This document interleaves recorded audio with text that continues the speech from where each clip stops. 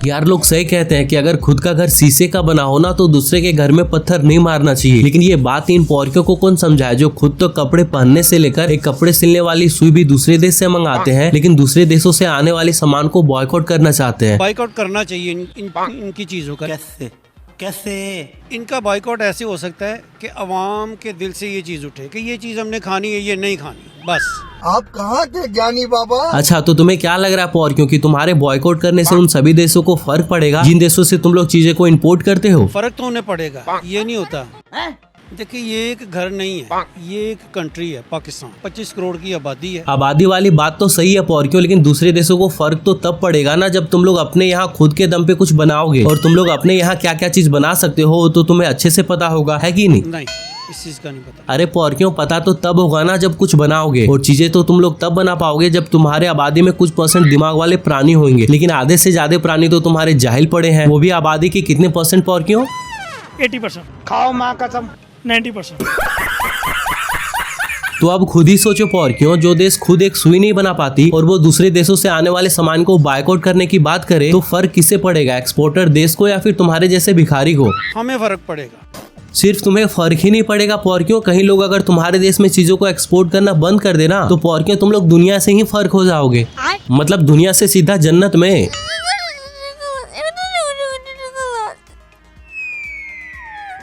अच्छा चलो पौरखियों, इतना जल्दी तुम लोग जन्नत नहीं जाओगे, लेकिन पहले ये तो बताओ ऐसा तुम्हारे पास क्या है जो दुनिया के पास नहीं है, जिसके वजह से तुम लोग सारे देशों के सामान को बॉयकॉट करना चाहते हो? एक ही चीज है, हम एटमी ताकत हैं सबसे पहले।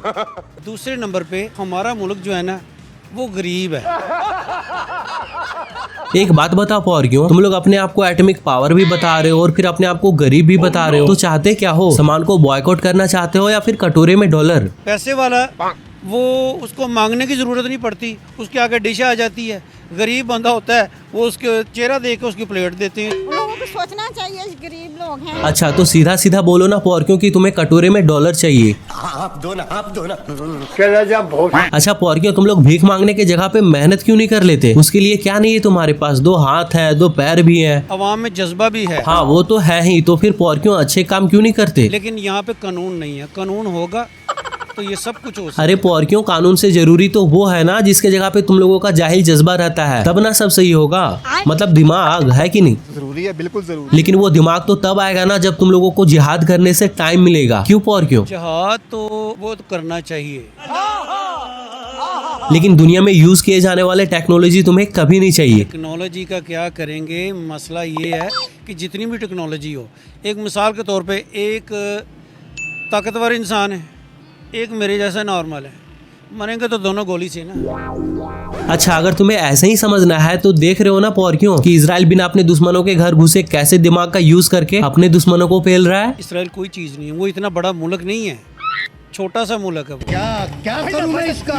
क्या करूं? अरे बिना दिमाग के चलते फिरते जाहिल जज्बे के घोल पीने वाले जाहिल प्राणियों, मैंने यहाँ इजराइल के टेक्नोलॉजी के बारे में पूछा है, ना कि एरिया में कौन सा देश बड़ा है। लेकिन यहाँ बात घुमा के अपने आप को बड़ा बताने का तुम लोगों का मतलब क्या है? अपने मुल्क की इज्जत बचा रहे हैं जो कि है नहीं।